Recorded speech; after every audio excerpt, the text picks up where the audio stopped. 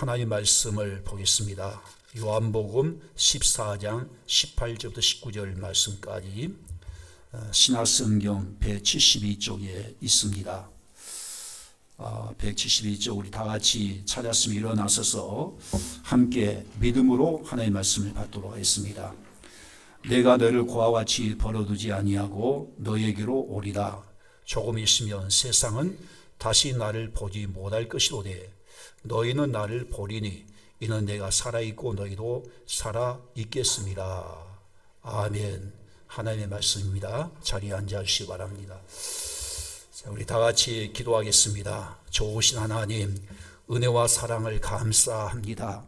오늘도 정말 우리가 기쁨으로 감사하는 마음으로 하나님 앞에 나와 감격함으로 하나님 앞에 예배드립니다.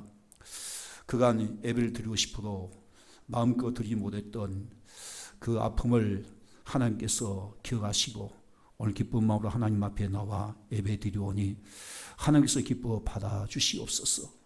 또한 우리가 드리고 싶은 아름다운 마음을 하나님께서 연락해 주시었고 우리의 부족함을 채워주심을 감사드립니다. 가진 물질이 우리의 수고와 땀으로 이루어진 것보다는 오직 모든 만물의 주권자 되신 우리 주님께서 저희들에게 또한 생명의 연장과 건강을 주시고 또 우리의 모든 사업장을 축복하셔서 이렇게 귀한 하나님 앞에 예물로 올려드림을 주님 앞에 감사드립니다. 부족하고 연약하지만은 우리의 믿음의 그릇에 담아 하나님 앞에 올려드립니다. 아버지께서 기억해 주옵소서. 한계로운 재물의 제사가 되기를 원합니다. 아버지 또한 우리가 드리는 이 물질을 통하여 선교와 또한 교회 복음을 위하여 하나님의 사업을 위하여 값지게 쓰임받는 귀한 은혜가 있게 하여 주시고 또 특별히 오늘 예배 가운데 성령을 통하여 하나님께서 임재하셔서 우리 예배가 감격스러운 예배가 되게 하시고 또 말씀을 듣는 중에 우리의 심령이 뜨거워지게 하시고 또한 모든 문제 해결받는 귀한 은혜가 있게 하여 주옵소서. 아버지 우리의 모든 가정과 기업이 오직 믿음의 주요 온전케 하신 예수만 바라보는 믿음의 시선을 주시기를 원합니다. 예수님의 이름으로 간절히 축복하며 기도하옵나이다. 아멘.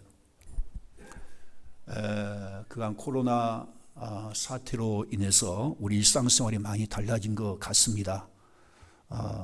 서로 이렇게 대면을 직접 못하고 마스크를 쓰고 눈만 이렇게 서로 눈빛으로 이렇게 얘기하기도 하고 사회적 거리를 두기 위해서 이제 직장에 나가지 못하고 집에서 재택근무를 하고 또 우리 학생들은 가정에서 온라인 영상으로 공부를 하고 있습니다. 그러다 보니까 공동체 생활보다는 개인주의 사회로 급변하고 있습니다. 사실 그 영향이 교회 안에 들어오고 있는 것 같습니다. 너무 안타까운 것은 이 바이러스 공포와 두려움 때문에 많은 성도들이 교회 공동체 예배를 드리지 못하고 아직도 온라인상의 예배를 드리신 분도 있고 아니면 잠깐 예배를 멈추고 쉬고 있는 분도 없지 않아 많이 있습니다. 그런데 우리가 지난주에 말씀드린 바치 우리가 조심해야 될 것은 항상 우리의 모든 문제는 사실 영적으로 바라봐야 됩니다. 우리가 정부의 방침에 따라서 철저하게 우리가 방역 준칙을 지키면서 우리가 철저히 대비하고 우리가 준비해야 되지만은 근데 사실 전염병이 우리의 공포의 대상이 된다든지 우리의 믿음을 완전히 저버리고 염려 두려움의 대상이 된다면 안 되는 것이죠. 적어도 우리 믿음의 성도는 부활의 주님 그분이 함께하기 때문에 그런 겁니다. 우리 부활의 주님을 믿고 있는 우리에게는 정말 죽음에 대한 두려움과 공포가 있어서는 결코 안 되지요. 그래서 우리 이때에서 부활이요 생명 되신 우리 주님이 우리 안에 함께 하신 그 믿음을 가지고 우리가 공포와 두려움과 염려를 반드시 이겨야 됩니다. 어떤 성도님이 그간 가정에서 예배드리면서 예전에 몰랐는데 자유롭게 교회에 나와서 하나님 앞에 예배 드리는 것에 대해서 하나님 앞에 감사하지 못한 것을 회개했다고 그렇게 얘기를 했습니다. 그래서 앞으로는 예배를 좀 신중히 잘 드려야 되겠다, 그렇게 얘기를 하셨어요. 그간 온라인 예배를 드렸지만은 사실 예배 같지 않고, 또 예배 가운데 또 성령 임재하심과 하나님의 임재하심이 전혀 느끼지 못한 채 예배를 드리지만 여전히 영적으로 공고하고 너무나 힘이 들었다, 그렇게 고백을 합니다. 그래서 무엇보다도 이 공동체 예배의 중요성을 깨닫게 되고 예배에 대해서 더 사모하는 마음을 가졌다라고 이렇게 말씀을 하셨어요. 그렇습니다. 예배는 우리가 함께 이렇게 모인 공동체 예배가 중요한 거예요. 이 공동체 예배를 통해서 성령의 임재하심, 하나님의 임재 속에서 우리의 영과 진리 가운데 하나님 앞에 예배 드리는 것이 참된 예배라고 이렇게 말씀을 하고 있는 겁니다. 그런데 우리가 잘못하면 이 교회관과 예배관이 잘못되어 버리면 혹시 그간의 가정에서 온라인 예배를 드리면서 이렇게 예배를 드려도 괜찮겠구나, 편하구나 하면 좀 심각한 영적인 병리 현상에 우리가 빠질 수가 있는 거예요. 그러면 교회와 거리를 두게 되고, 가정 아니면 우리가 여행 가서 콘도에서 적당히 한번 영상 예배 드리고 많은 영적인 심각한 문제를 야기시키는 현상도 분명히 나타난다는 거, 저는 정말 목회자로서 늘 걱정이 돼요. 우리 예수님께서 요한복음 4장 24절 말씀 보게 되면 하나님은 영이시니 예배하는 자가 영과 진리로 예배할지이다, 그렇게 말하는 겁니다. 하나님은 영이시기 때문에 예배는 반드시 영이신 하나님의 임재 속에서 예배가 드려져야 되는 겁니다. 그런데 교회라고 하는 것은 사실은 음부의 권세에 이기지 못한 것이 예수님 말씀하셨듯이 우리 밖에서 대부분 가정에서 예배 드리다 보면 엄청난 마귀의 그런 방해가 있어요. 하나님 앞에 온전히 예배가 드리지 못합니다. 우리가 가정에서 예배를 드려봐도요, 정말 힘들어요. 예배 드리는 것 자체가 힘들고, 예배가 집중되지 않고, 또 성령의 임재하심이 전혀 느끼지 않고, 예배가 정말 간시 30분만 들어도 예배가 너무너무 힘들게 예배 드린 경우가 많이 있거든요. 그래서 우리가 예배라고 하는 것은 세상 음부가 결코 넘보지 못하는 성전에 모여서 함께 공동체 예배를 통해서 말씀 듣고 또 은혜 가운데 영과 진리 가운데 예배 드리는 것이 참된 예배라고 이렇게 말하고 있는 겁니다. 공동체 예배가 참된 예배지요. 그래서 우리가 구약에 보면 유대인들은 공동체, 교회 중심, 성경 중심으로 그들은 예배를 철저히 지키게 된 것이죠. 그리고 그들이 나중에 나라가 망하고 포로로 끌려갔을 때도 그들은 바벨론 그 포로 생활 가운데 그들은 어김없이 지킬 수 있었던 것은요, 신앙을 지킬 수 있던 것은 공동체 예배, 회당을 중심으로 그들이 공동체 예배를 통해서 신앙이 유지될 수가 있었던 거예요. 초대교도 마찬가지. 초대교회는 예수님이 부활하신 이후에 초대교회 성령이 임하고 그때 교회가 시작이 됐고, 그 교회 공동체를 통해서 함께 모여서 예배를 드렸는데, 왜 공동체를 소중히 여기게 된 거는 교회는 주의 몸이기 때문에 반드시 예배 가운데 떡과 잔, 이 성찬식을 통하여 그리스도 몸된 공동체를 함께 나누고 함께 인식하면서 하나님 앞에 예배를 드리게 되었다는 것을 알 수가 있는 겁니다. 그래야 이때에서 우리는 절대 이 공동체 예배를 소홀히 해서는 안 될 줄로 믿습니다. 오늘은 우리 부활절 후 첫째 주일인데 부활의 신앙이라는 말씀 가지고 함께 은혜를 나누고자 합니다. 예수님의 부활은 역사적인 사실, 실제 사건인 것이지요. 우리 예수님이 부활하셨다라고 하는 증거는 여러 가지 많은 증거가 있습니다. 지난주에 말씀드린 바와 같이 성경에 직접 예수님의 부활을 목격했던 사람들이 많이 있었던 것이지요. 예수님의 부활을 믿지 못하고요, 이런 새벽 미명에 예수님의 시신의 향품을 발라드리기 위해서 무덤에 찾아갔다가 부활 예수님 만났던 마리아와 막달라 마리아와 살로메 다른 여인들이 있었습니다. 그리고 또한 제자들도 부활 예수님 만나게 되었고, 그뿐만 아니라 수많은 성도들이 그때 당시에 부활 예수님을 직접 만나게 됩니다. 우리 알듯이 부활의 신앙을 거부하고 부활의 신앙을 갖고 있었던 기독교를 핍박하고 죽이기 위해서 이제 다메섹으로 갔었던 살인귀에 있었던 사울도 가는 도중에 부활의 예수를 만나게 되는 것이죠. 부활의 예수를 만나고 그때 사울이 이방인의 사도로 부름받게 되고, 그때부터 사울은 사도 바울에 대해서 이방 땅 곳곳에 다니면서 부활의 예수를 전하게 되고 교회를 세우게 된 것을 볼 수가 있습니다. 사도 요한이 반모섬에 유배 당해서 그때 하나님 앞에 기도하는 가운데 하늘을 열리게 되고 그때의 환상이 보였습니다. 그리고 예수 그리스도를 통해서 계시를 받게 되었는데, 보니까 하늘을 열리더니 하나님의 보호자가 보였고 그 우편에 어린 양 대신 예수님이 계신 것을 보게 되지요. 스데반 집사도 돌에 맞아 순교했을 때에 그때 하늘을 우리로 보았더니 하늘을 열렸어요. 그리고 하나님의 보호자 우편에 예수 그리스도 부활의 주님께서 서 계신 것을 보게 됩니다. 이렇게 많은 분들이 부활의 예수님을 직접 목격하게 되고 직접 만나게 된 거예요. 그뿐만 아니죠. 우리가 지금 보고 있는 신약 성경은요, 신약 성경은 예수님의 십자가 부활을 직접 목격했던 제자들이 예수님의 그 부활에 대한 복음을 남길 필요가 있어서 주 70년부터 100년 그 사이에 썼던 것이 바로 신약 성경인 거예요. 만약에 예수님의 부활이었었으면은 신약 성경에 쓸 이유가 없는 것이죠. 부활의 그 핵심적인 복음을 남기기 위해서 제자들이 이 신약 성경을 쓰게 된 거예요. 그리고 우리가 지금 지키고 있는 이 주일 성수도 마찬가지예요.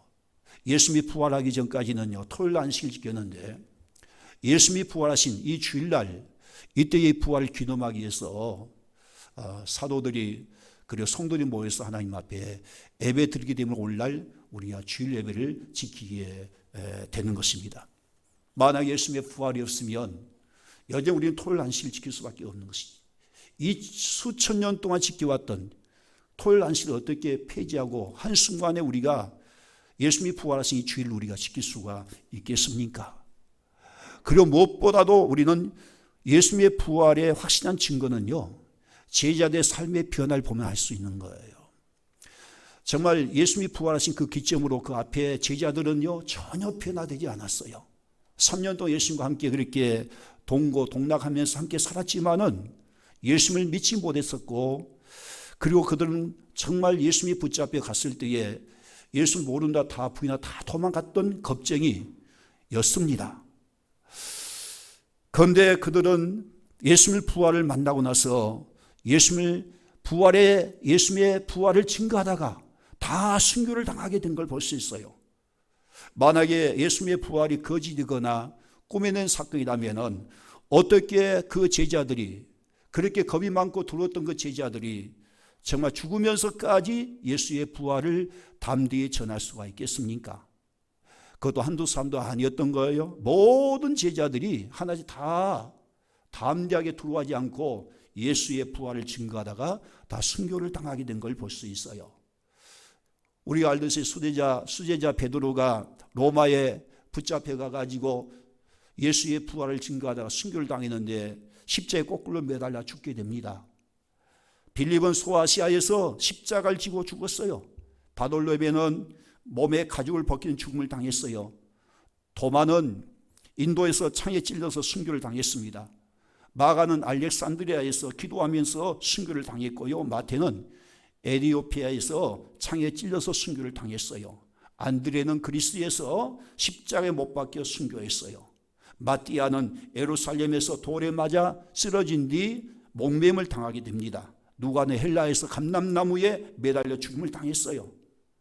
그리고 사도 바울은 로마에서 칼에 목에 떨어지면서도 마지막 부활의 예수님을 전하고 죽게 됩니다. 사도 요한은 100살까지 온갖 시련과 고난을 다 겪다가 반모섬에 유배당하여 거기서 마지막 요한계시를 남기고 죽었습니다. 여러분들 그 이전에 제자의 모습이 어떤 모습이었습니까? 정말 예수님이 붙잡혀 끌려가고 십자가에 못 박아 죽였을 때에 그 예수를 다 버리고 도망쳤던 제자들이었던 거예요. 하나같이 예수를 난 모른다고, 예수님과 관계가 없다라고 예수님을 거부하고 다 도망쳤던 그들이었던 거예요. 그런데 이제는 완전히 그들이 변화되어서 그들은요, 죽음 앞에서도 끝까지 고백한 것, 예수님이 부활하셨다. 부활의 예수를 전하고 다 순교하면서까지 마지막 예수의 부활을 전했던 거예요. 왜 제자들이 그렇게 변화됐을까? 그렇게 겁쟁이 두려웠던, 두려움이 많았던 그 제자들이, 하나씩 다 예수 모른다 부인했던 그 제자들이 어느 순간에 갑자기 순교하면서까지 어떻게 그들이 예수의 부활을 전할 수 있었을까? 왜 그랬을까요? 그것은 바로 그들이 부활의 주님을 직접 목격하고 부활의 예수님을 만났기 때문에 그런 것입니다. 그러나 그들은 부활의 주님을 만나고 나서 처음부터 그들이 달라진 거 아니었던 거예요. 언제부터 그들이 달라졌을까요? 처음부터 아니었던 거예요. 그것은 오순절 막의 다락방에서 그들이 성령을 받고 난 다음에 그 성령을 통하여 함께 하신 부활의 주님을 만나고 그때부터 그들은 예수님의 부활의 증인이 되었던 거예요. 성령 받기 전에는 예수님이 물론 부활하셨지만 부활의 예수님 밖에 계신 분이었던 거예요. 놀랍게 그들이 성령을 통하여 부활의 예수님이 그들 안에 함께하는 그 순간부터 그들은 달라지게 된 거예요. 여러분들 부활의 주님을 보는 것과 아는 것 틀린 거예요. 직접 부활의 주님이 함께 하실 때에 그때부터 사도 제자들은 놀랍게 변화되는 거고 그들은 예수님의 부활의 증인이 되었던 것을 볼 수가 있습니다. 사실 이 내용은요, 예수님의 십자가 지시기 전부터 이미 약속한 말씀인 거예요. 그 말씀, 오늘 본 말씀의 내용인 겁니다. 오늘 본 말씀은 예수님의 십자가의 죽음을 앞두고 제자들에게 마지막 남기신 고별 설교였던 거예요. 내가 떠나면 너에게 다른 또 보혜사를 너에게 보내줄 것이라는 거예요. 그 보혜사 성령이 너희 가운데 오는 순간부터 내가 그 성령을 통하여 너희와 함께 하겠다. 그 성령을 통해서 결코 내가 늘 고아처럼 버려두지 않고 그 성령을 통해서 내가 너희 안에 함께 하겠다. 조금 있으면은 내가 십자가에 죽어 그때 많은 사람들이 나를 보지 못하겠지만은 그러나 너희는 놀랍게 다시 나를 보게 될 것이라고 그렇게 말씀한 내용이 오늘 본 말씀의 내용인 거예요. 자, 우리 함께 오늘 본 말씀 그 앞에 17절부터 우리 19절 말씀 함께 봅니다. 17절부터 시작. 그는 진리의 영이라. 자, 그는 누구죠? 성령을 말한 거예요. 성령은 진리의 영이에요. 세상은, 자, 믿지 않는 세상은 능히 그를 받지 못하나니. 예수 믿지 않는 성령을 받지 못합니다. 또 그 성령을 보지도 못하고 알지도 못합니다. 그러나 너희는 그를 아나니. 할렐루야. 너희는, 제자들은 성령을 아신다는 거예요. 그는 너희와 함께 거하시며 또 너희 속에 계시겠습니다. 이 말씀 오늘날 우리에게 이루어진 줄 믿으시기 바랍니다. 믿는 우리에게 성령 분명히 함께 하시고 우리 속에 계신다는 걸 믿을 수 있기를 바랍니다. 그런데 놀라운 것은 18절 말씀 봐봐요. 내가, 누가? 예수님께서 말씀하신 거예요. 내가 너희를 고아처럼 버려지지 아니하고 너희에게로 오리라고 말씀한 거예요. 예수님이 당시 십자가에 죽으시고 부활하셔서 하늘로 승천하신 걸 끝난 문제 아니었다는 거예요. 예수님이 하늘로 승천하셔서 우리에게 또 다른 보혜사 성령 우리 가운데 보내시고 놀랍게도 그 성령을 통해서 내가 너희를 고아처럼 버려지지 않고 너희에게 다시 오겠다라고 말씀하는 거예요. 그 부활의 주님이 성령을 통해서 우리 안에 찾아오신다는 것이죠. 19절 말씀은 조금 있으면 세상은 다시 나를 보지 못할 것이오되. 그래요. 그때 당시에 예수 믿지 않는 세상 사람은 절대 예수님을 보지 못했던 거예요. 그러나 예수 믿었던 제자들과 모든 성도들은 놀랍게 부활의 예수님을 만나게 되고 부활의 예수님을 보게 된 거예요. 그 이유가 무엇이죠? 우리 예수님은 내가 살아있고 너희도 살아있겠습니다. 그렇게 말하는 거예요. 진정 우리 예수님은 살아계신 부활의 주님이기 때문에 그때 당시에 제자들과 함께 분명히 있었고 더 놀라운 것은 제자들이 성령 받고 나서 그 성령을 통하여 고아처럼 버리지 않고 그 제자들 속에 함께하고 함께 영원히 있었다는 것을 분명히 말씀해 주고 있다면 오늘도 우리도 마찬가지지요. 우리 진정 예수 믿었으면 믿는 자 속에 성령이 반드시 찾아오셨고 그 성령을 통해서 우리 주님은 분명히 우리와 함께 계십니다. 이것을 믿는 믿음이 진짜 믿음인 거예요. 우리 예수님이 믿음이 없는 자 책망할 때 왜 책망하신지 아세요? 우리 보통 믿음을 하면 십자가 예수님이 죽으셨다, 그 사실을 믿는 것인데 그것은 전부가 아니에요. 우리 주님이 믿음을 책망하신 것은 사실 뭐예요? 우리가 부활의 주님께서 나의 주가 되셔서 내 안에 계신 걸 믿지 못한 거, 물론 이것이 진짜 예수 안 믿는 거고, 이건 정말 이것은 여전히 우리가 죄 가운데 있다는 것을 말씀해 주고 있는 거예요. 그렇기 때문에 우리가 성령이 내 안에 임했다라고 하는 것은 그 부활의 주님께서 내 안에 함께 산다는 것을 말씀해 주고 있는 겁니다. 우리가 베드로를 보게 되면 베드로가 성령 받기 전에는요, 부활을 물론 만나지 않아요. 그러나 여전히 그는 마음에 변화가 없었습니다. 베드로는 성령 받기 전에 예수님을 만났지만, 부활의 예수를 만났지만 여전히 마음에 두려움이 있었어요. 낙심했었습니다. 그래서 그는 결국 어떻습니까? 낙심과 절망감을 이기지 못하고 결국 옛 직장에 다시 돌아가요. 갈릴리 바다에서 고기 잡는 어부로 살게 됩니다. 그때 다시 부활의 주님께서 그 베드로에 찾아가서 요한의 아들 시몬아, 너가 나를 사랑하느냐? 내 양을 먹이라. 거듭 3번 말씀을 하셨어요. 왜 예수님이 찾아가셔서 거듭 베드로에게 너가 나를 사랑하느냐, 내 양을 먹이라고 거듭 3번 말씀하셨을까? 그것은 예전에 베드로가 예수를 모른다고 3번 부인했기 때문에 그걸 상기시키면서 어떻든 베드로를 용서하시고 사랑으로 감싸주기 위해서 그렇게 묻게 된 것이죠. 그렇게 베드로가 부활의 예수님을 만나서 예수님의 사랑과 용서를 경험했던 베드로였지만은 그는 여전히 마음에 변화가 없었습니다.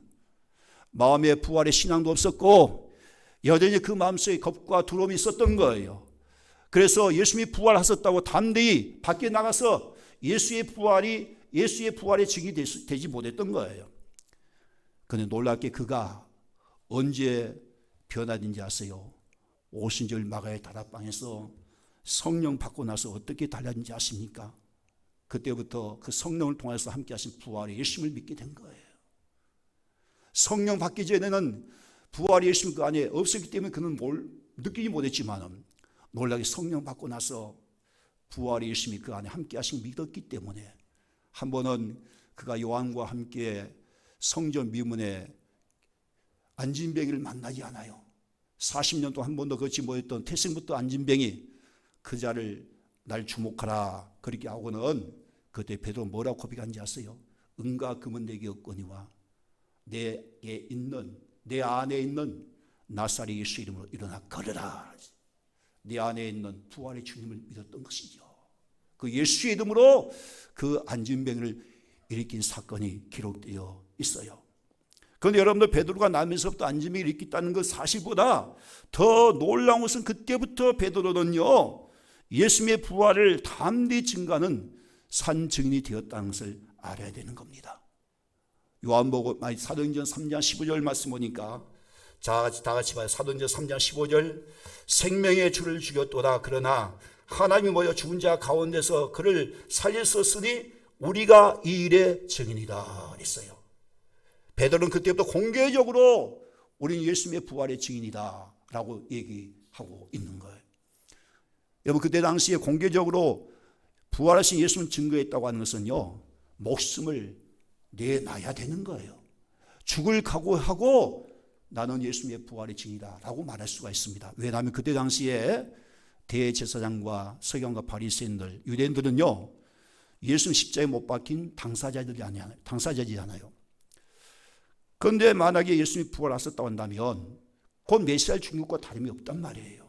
그래서 그들은 하나같이 예수님의 부활을 전한 자를 다 잡아서 죽이려고 했던 거예요.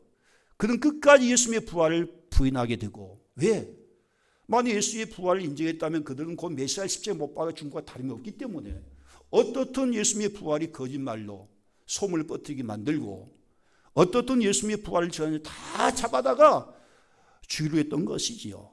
그런 상황 속에서 베드로가 지금 말한 거예요. 내가 예수님의 부활의 증인이다.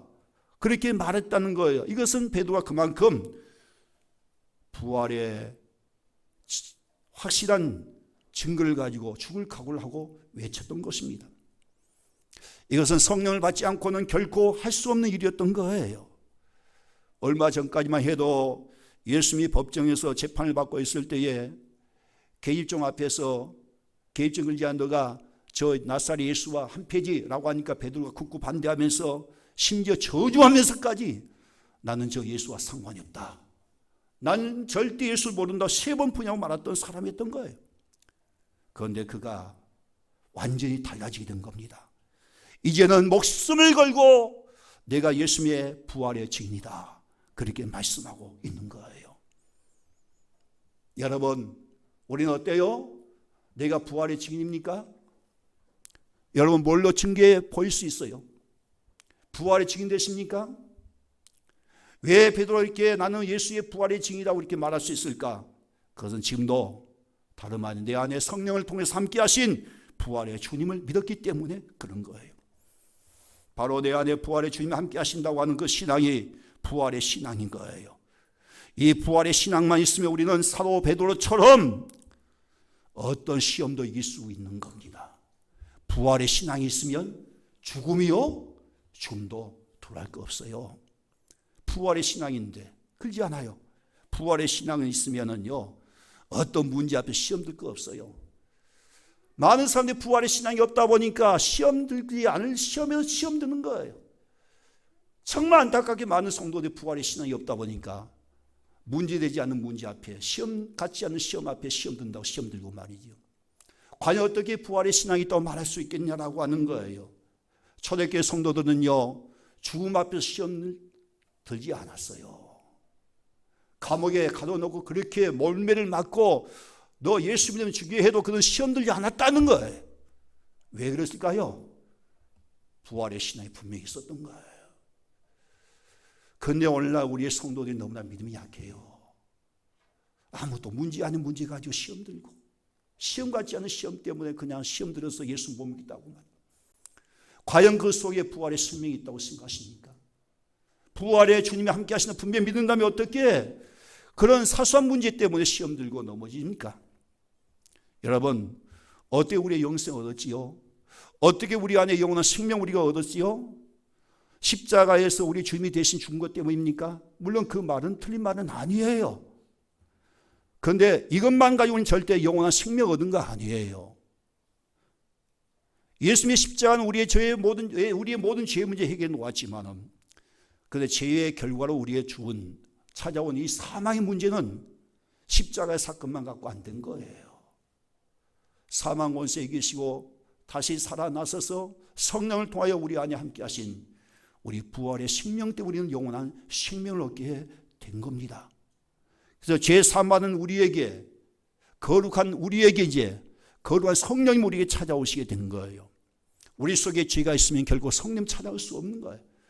그 십자가의 고소의 사건을 통해 우리가 죄 사함 받고 나서 그때부터 성령이 우리 안에 찾아오게 되었고, 놀랍게 그 성령을 통하여 부활의 주님은 우리 안에 오셔서 우리의 영원한 생명의 주로 우리와 함께 하시고, 그래서 우리의 영생을 이미 얻게 된 줄로 믿습니다. 우리 영생 다 얻은 것은 무엇 때문이죠? 우리는 예수의 생명 때문에 영생 얻게 된 거예요. 여러분, 우리가 요한일서 5장 11절 12절 말씀 보게 되면 우리가 구원받은 증거를 분명히 이렇게 합니다. 또 증거는 이것이니, 정말 여러분 구원받은 증거가 무엇입니까? 이거예요. 그 뭐죠? 하나님이 우리에게 영생을 주신 것과 있어요. 영생 이미 우리는 얻었단 말이에요. 그런데 그 영생은 어떻게 주은 거예요? 이 생명이 그의 아들 안에 있는 것이다 그랬어요. 아들 안에 영원한 부활의 생명이 있기 때문에 그 아들 대신 예수님을 믿고 영접하게 되면 우리 안에 생명이 있고 영생이 있는 것이고, 우리 안에 부활의 생명 대신 예수님이 계시 못하면은 우리 안에 영생이 없다라고 이렇게 말씀을 하고 있는 거예요. 그래 우리는 부활의 신앙을 가졌어야 됩니다. 우리는 부활의 주님을 믿는 것을 끝나서는 안 되는 거예요. 주님의 부활을 찬양하는 것으로만 끝나서는 안 되는 거예요. 실제적으로 우리 안에 부활의 주님이 지금 성령을 통해서 함께 하심을 분명히 믿을 수 있기를 주의 이름으로 축원합니다. 그러므로 부활의 신앙 무엇입니까? 부활의 신앙은 지금도 내 안에 그 부활의 주님이 함께하는 믿음으로 사는 것이 바로 부활의 신앙인 거예요. 오늘 말씀 다시 한번 봅니다. 18절 19절 말씀 보니까 내가 너를 고아와 같이 버려두지 아니하고 너에게로 오리다. 조금 있으면 세상은 다시 나를 보지 못할 것이로되 너희는 나를 보리니 이는 내가 살아있고 너희도 살아있겠습니다. 예수 그리스도 동안 우리가 살아있으면, 우리 영이 살아있으면 분명히 부활의 주임은 살아서 우리 안에 함께 있음을 분명히 말씀해 주고 있는 거예요. 우리 부활의 주임은 우리를 고아처럼 홀로 절대 버려두지 아니하고 항상 우리와 함께 하신 임마누엘 주님이 되신다 분명히 말씀하고 있는 것입니다. 부활의 주님께서 하늘로 승천하시면서 남기신 최후의 약속의 말씀이 뭐예요? 마지막 최후의 말씀이 우리가 마태복음 28장 19, 20절 제일 마지막에 보게 되면 내가 세상 끝날까지 너희와 항상 함께 있으리다. 이것이 우리 주님의 약속인 거예요. 그렇습니다. 부활의 주님 지금도 보혜사 성령과 함께 영원히 우리와 함께 하세요. 세상 끝날까지 영원히 함께 하세요. 그러므로 부활의 신앙은 우리가 실패해도 주님과 함께하는 믿음으로 일어서는 거예요. 우리가 낙심되기를 당하여도 우리와 함께 하신 부활의 주님을 믿고 그 모든 이겨내는 것이 바로 부활의 신앙인 거예요. 그런데 안타깝게도 우리가 다 믿어요. 예수님의 부활도 믿지요. 장차 예수님이 재림할 때 우리의 육신의 부활도 다 믿어요. 그런데 안타까운 것은 우리의 삶의 변화가 되지 않는 것은 왜 그럴까? 너무나 안타까운 문제인 것입니다. 부활의 주님이 내 안에 계시기 때문에 분명한 것은 부활의 주님 때문에 우리가 죽었던 내 영이 다시 살았어요. 거듭났다면 우리가 반드시 변화가 일어나지 않겠습니까? 그리고 또한 장차 예수님이 재림하실 때 우리 죽은 자의 몸도 다시 부활하게 되는 거 아니겠어요? 그러므로 우리 안에 계신 부활의 생명으로 우리는 반드시 변화돼야 되는 것이죠. 로마서 8장 10절부터 11절 말씀 봅니다.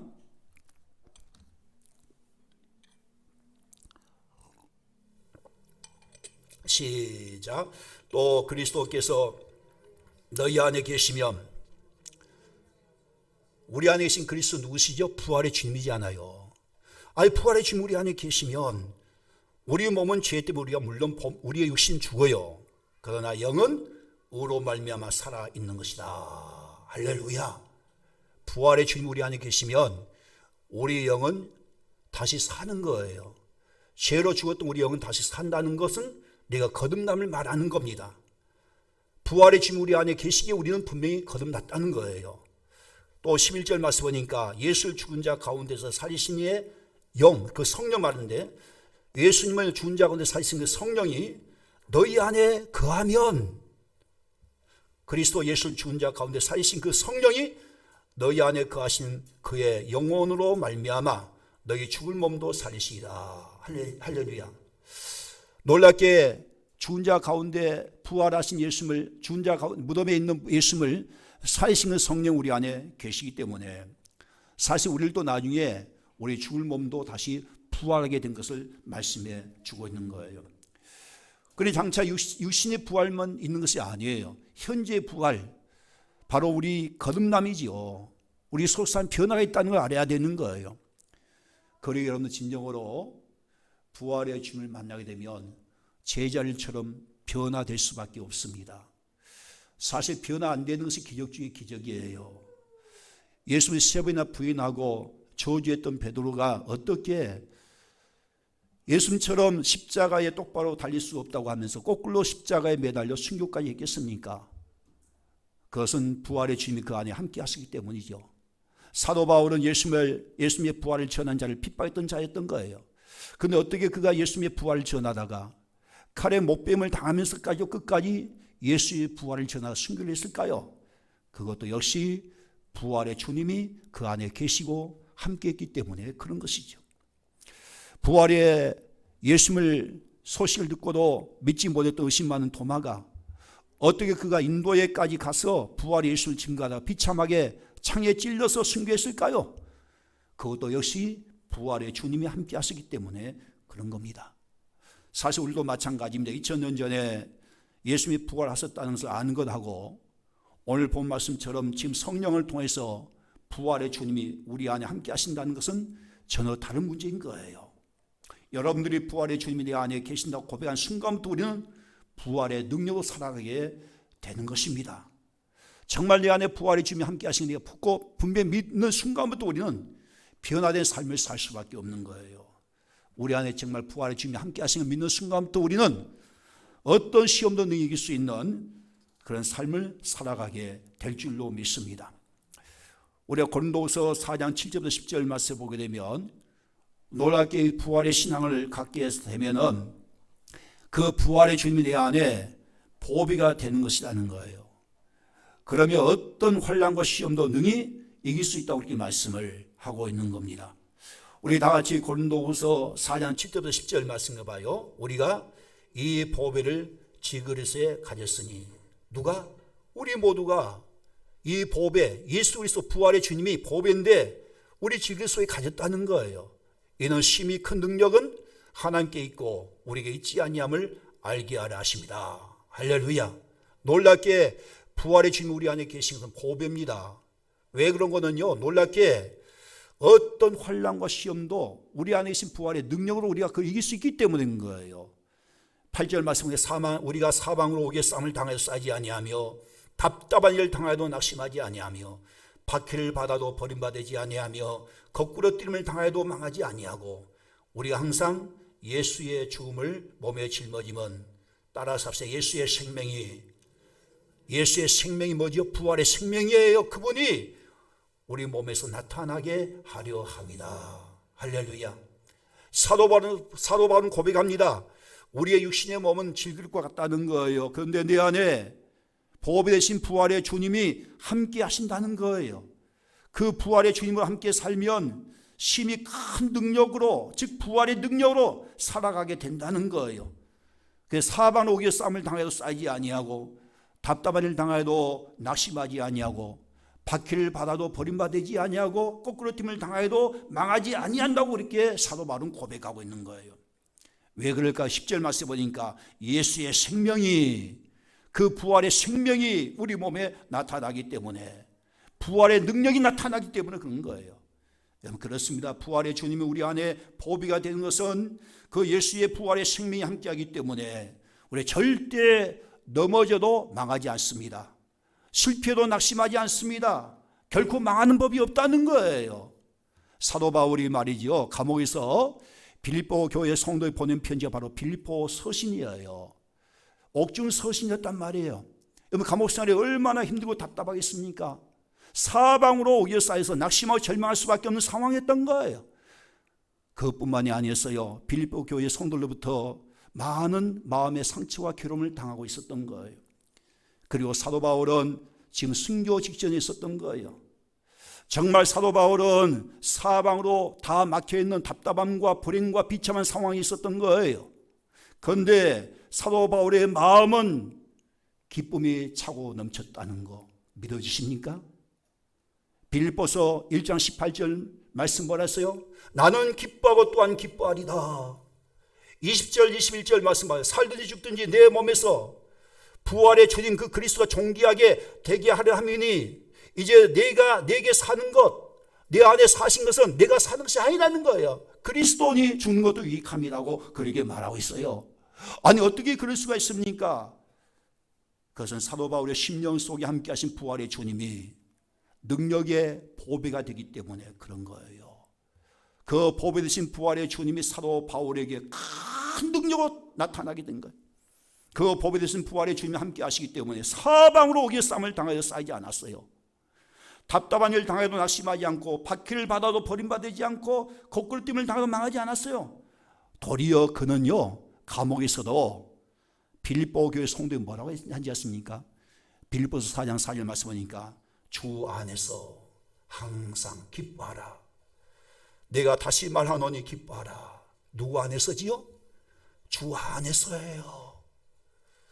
사방으로 쌓여있고 매인바되고 감옥에 갇혔지만은 도리어 사도 바울은 주 안에서 부활의 주님이 함께 하시기에 그 주 안에서 항상 기뻐하라고 말씀하고 있는 거예요. 그렇습니다. 부활의 주님이 나와 함께 하기 때문에 나의 보배가 되기 때문에 그 어떤 것도 나를 불행하게 만들 수가 없는 거예요. 설령 감옥에 있어도, 순교하기 직전에 있어도, 정말 빌립보 교회 성도들부터 수없이 많은 괴로움을 당하고 있어도 그는 기뻐하고 또한 기뻐했다는 거예요. 그것은 보배 되신 부활의 주님이 그 심령 속에 함께하기 때문에 그런 겁니다. 심지어 사도 바울은요, 사망에 대해서 죽음에 대해서요, 생명의 승리의 노래를 부르면서 이렇게 외치고 있는 거예요. 고린도서 15장 55절 57절 말씀 다 같이 봐요. 사망아 너의 승리가 어디 있느냐? 사망아 너가 쏘는 것이 어디 있느냐? 사망이 쏘는 것은 죄요, 죄의 권능은 율법이다. 우리 주 예수 그리스도 말미암아. 누구로 말미암아? 우리 주 예수 그리스도 말미암아 우리의 승리 주신 하나님께 감사하노니 했어요.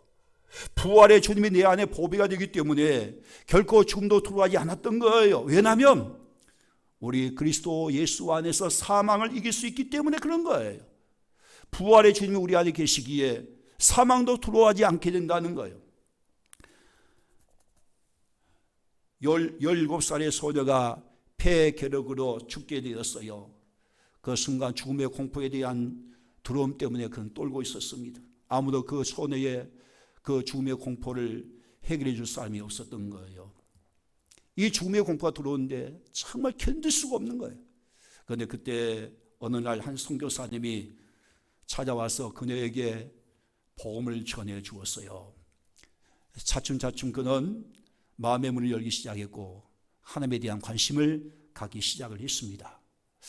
그 소녀는 힘없는 손가락으로 말씀을 가리키면서 부활의 예수, 그는 나의 구주, 부활의 예수, 나의 구주라고 중을 걸었어요. 부활의 예수님이 나의 주 되신다는 걸 알게 된 것이죠. 선교사가 자리를 떨고 가니까 선교사님 가지 마세요. 나에게 예수님에 대해서 더 얘기해 주세요라고 하면서 선교사 함께 말씀 함께 나누게 됩니다. 그 다음날 선교사님이 그 손을 다시 보았어요. 그리고 선교사는 예수님께서 그를 위해서 영원한 천국을 예비해 놓았다는 것을 말씀해 두었습니다.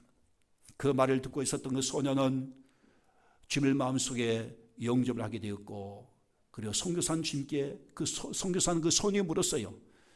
지금도 죽는 것이 두렵니? 아니에요. 선교사님 두려움이 사라졌어요. 마음이 편안해요. 기뻐요. 나는 죽을 준비가 다 되어 있어요. 다음날 이른 아침에 그녀는 조용히 눈을 감았어요. 편안하게 눈을 감고 이제 그 모든 심장이 멈췄습니다. 그는 영원한 안식처 주님의 품에 돌아가게 된 거예요. 그렇습니다. 우리 안에 계신 부활의 주님을 분명히 믿고 사는 사람은 죽음 앞에 두려워하지 않습니다. 어떤 것도 이길 수가 있는 거예요. 왜 그럴까요? 부활의 주님은 우리 안에 우리의 생명의 주가 되시고 우리의 보배가 되기 때문에 그런 것입니다.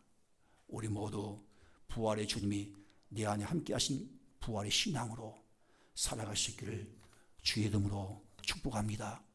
이제 말씀을 마치겠습니다. 부활의 신앙은 지금도 살아계신 주님을 믿는 신앙이에요.